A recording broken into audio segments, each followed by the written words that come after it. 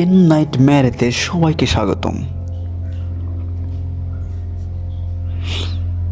নতুন কোনো গল্প নিয়ে আপনাদের সামনে শোনাবো আজকে অন্য কোনো ভয়ানক ভূতের গল্প, যেটা হচ্ছে মাথা কাটা। এক ভয়ঙ্কর হরর স্টোরি।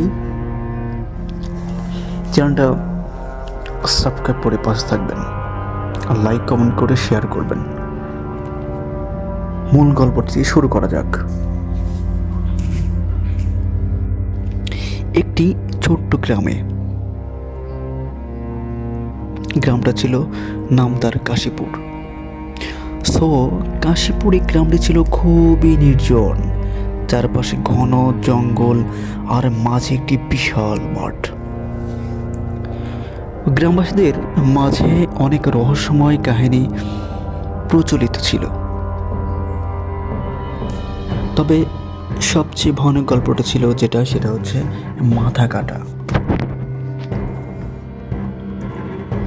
গ্রামের সবচেয়ে প্রবীণ ব্যক্তি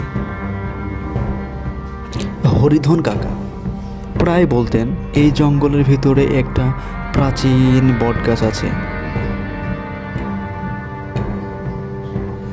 সেখানে রাত নামলে অদ্ভুত কিছুর আভাস পাওয়া যায়।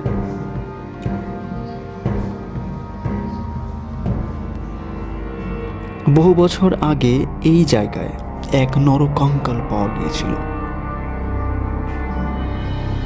সেই মাথাহীন দেহের আত্মায় আজও এই গাছের তলায় ঘোরাফেরা করে।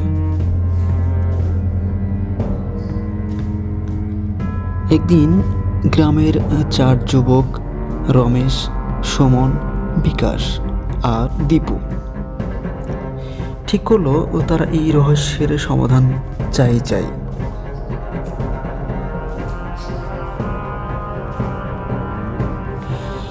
তারা রাতের বেলা বটগাছের কাছে যাবে এবং সত্যটা দেখতে হবে। গ্রামের বাকি সব সাবধান করলো, বাট কে শোনে কার কথা? তারা কারোর কথা শুনলো না। তারা স্ট্রেট যথারীতি পূর্ণিমা রাতে তারা গোপনে বটগাছের দিকে রওনা দিল। চারপাশ ছিল নিস্তব্ধ, শুধু পায়ের নিচে শুকনো পাতার মচ মচ শব্দ। যত তারা গাছের নিচে পৌঁছাতে লাগলো, যতই তারা গাছের কাছে পৌঁছতে লাগলো, ততই অদ্ভুত একটা শীতল অনুভূতি তাতে ক্রাশ করতে লাগলো। গাছের কাছে পৌঁছে তারা দেখলো আশপাশে এক অদ্ভুত সাদা কুয়াশা জমে আছে। হঠাৎ বিকাশে চিৎকারে সবাই চমকে উঠল। এ বিকাশ, কি হয়েছে? সে মাটির দিকে আঙ্গুল দেখিয়ে বলল, দেখ রক্তের দাগ। সত্যিই তো মাটিতে রক্তের লালচে দাগ দেখা যাচ্ছিল, যেটা ধীরে ধীরে বটগাছের গোড়ার দিকে চলে গেছে।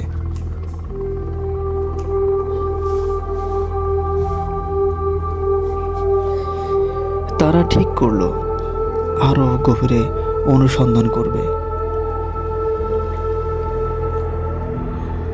রমেশ তার টর্চ লাইট জ্বালিয়ে গাছের গুড়ির দিকে তাকালো। হঠাৎ তারা দেখতে পেল একটা ছায়া মূর্তি, যার মাথা নেই, মাথা দিয়ে রক্ত পড়ছে। ছায়া মূর্তিটি ধীরে ধীরে তাদের দিকে এগিয়ে আসতে লাগলো। 4 জনই আতঙ্কে একদম জমে গেল। তারা দৌড়ে পালানোর চেষ্টা করলো, কিন্তু তাদের পা যেন মাটির সঙ্গে আটকে যাচ্ছিল। বিকাশ মাটিতে অজ্ঞান হয়ে পড়ে গেল। এবং ছায়ামূর্তিটি তার দিকেই এগিয়ে এলো। বিকাশ ভয় চিৎকার করে উঠল, কিন্তু গলা থেকে কোনো আওয়াজ নেই, কোনো আওয়াজ নেই, আওয়াজ একদম বের হলো না। হঠাৎ ছায়ামূর্তিটি উধাও হয়ে গেল। আরে কোথায় গেল? বাকিরা কোনো রকমে বিকাশকে টেনে তুলে তারা তড়িঘড়ি করে গ্রামে ফিরে এলো।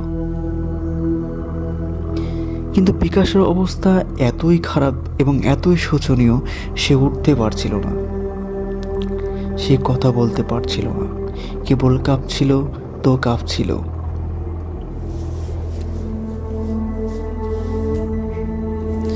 গ্রামে ফিরে তারা হরিধন কাকার কাছে গেল। হরিধন কাকা, ওই হরিধন কাকা, বাসায় আছো? হরিধন কাকা তাদের দিকে আসলো এবং জানালেন, বহু বছর আগে একজন ডাকাত ঠিক এই গাছের তলায় আত্মগোপন করে থাকত।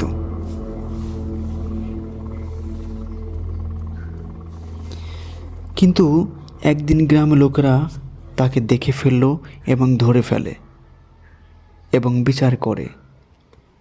বিচারের শেষে তার রায় হয় তার মাথা কেটে ফেলতে হবে। যেই কথা সেই কাজ, বিচার সবাই ডাকাতের মাথা কেটে ফেলার অনুমতি দিল। বিচারের শাস্তি স্বরূপ ডাকাতের মাথা কেটে ফেলা হলো।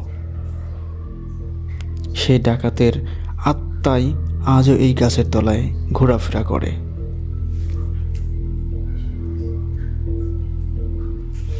যে কেউ তার ঘনিষ্ঠ হওয়ার চেষ্টা করলে সে আর স্বাভাবিক জীবন ফিরিয়ে পায় না, ঠিক বিকাশের মতো।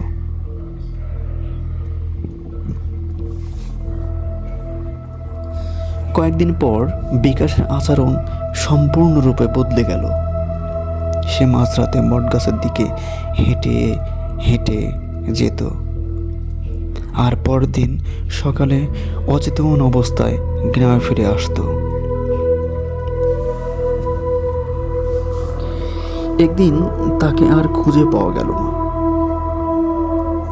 গ্রামের লোকেরা ধরে নিল সে হয়তো মাথা কাটার শিকার হয়েছে।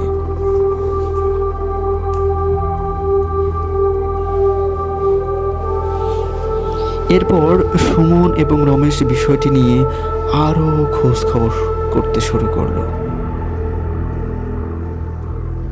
তারা জানতে পারল যে বটগাছটি গ্রামের ইতিহাসের এক কালো অধ্যায়ের অংশ। অনেক বছর আগে এই গাছের নিচে একটি গোপন বিচার সভা বসত, যেখানে গ্রামের অপরাধীদের বিচার করা হতো এবং তাদের অনেকে মৃত্যুদণ্ড পেত।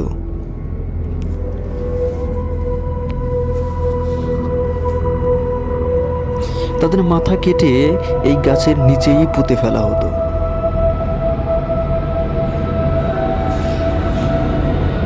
রাতে সুমন এবং রমেশ আবারও গাছের কাছে যাওয়ার সাহস করল। তারা একটি পুরনো নকশা খুঁজে বের করে, যা দেখায় গাছের নিচে বড় একটি গুপ্তধন লুকানো আছে, কিন্তু তারা বুঝতে পারছিল না।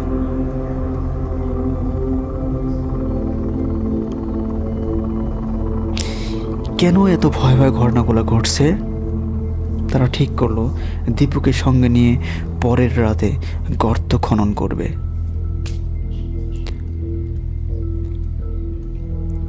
বাট এটাও ছিল আর একটা ফুল। পরের দিন গভীর রাতে বট গাছের নিচে খনন শুরু করলো। মাটি খুঁড়তেই তাদের সামনে ভেসে উঠল এক অদ্ভুত কাঠের বাক্স। আরে এই কাঠের বাক্স কি আছে? সবাই অবাক হয়ে দেখছে, কিন্তু বাক্সটি খুলতেই হিম শীতল বাতাস তাদের উপর দিয়ে বয়ে গেল, আর গাছের চারপাশে ছায়ামূর্তির উপস্থিত অনুভব করলো।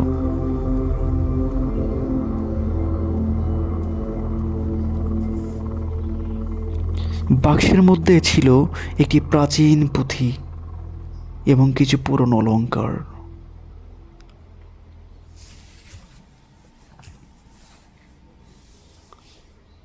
পুঁথি পড়ে তারা জানতে পারলো এই গাছের নিচে যারা নিহত হয়েছে তাদের আত্মারা বাক্সটির সুরক্ষা করে রাখত।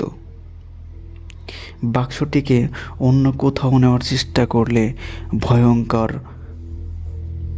ভাবে তাদেরকে শাস্তি ভোগ করতে হতো, যার কারণে কেউ আর ওই বাক্সটি নিতে আসতো না। সুমন আর রমেশ ঠিক করলো তারা গ্রামের পুরোহিতের সাহায্য নেবে।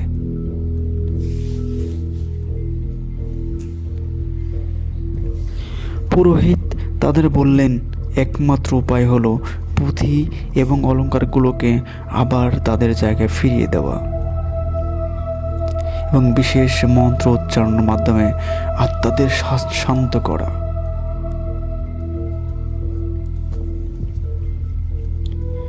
যে কথা সেই কাজ, তারা পুরোহিতকে সাথে নিয়ে সেই বট গাছের কাছে গেল।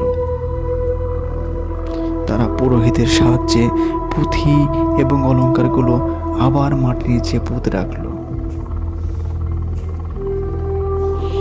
পুরোহিত আত্মাদের শান্ত করার জন্য মন্ত্র পড়া শুরু করলেন। হঠাৎ তারা দেখলো ছায়া মূর্তিগুলো ধীরে ধীরে মিলিয়ে যাচ্ছে। গাছের নিচে এক মুহূর্তের জন্য একটি মাথাহীন দেহ দেখা দিল, সেই ডাকাতের দেহ। তারপর তা অদৃশ্য হয়ে গেল। এরপর থেকে গ্রামের মানুষ কখনো বট গাছের কাছে যায়নি। সুমন, রমেশ এবং দীপু বেঁচে ফিরলেও তাদের মনে চিরকালীন ভয়ের দাগ থেকে গেছে। মাথা কাটার গল্পটি রূপকথা হয়ে গেল, কিন্তু এর ভয়াবহ স্মৃতি কাশীপুরের মানুষের মনে এখনো অমর হয়ে রইল। আসলে এই গল্প আমাদের শেখায় যে লোভ এবং কৌতূহল কখনো কখনো আমাদের এমন জায়গা নিয়ে যায় যা আমাদের জীবনে অপ্রত্যাশিত বিপদ ডেকে আনে।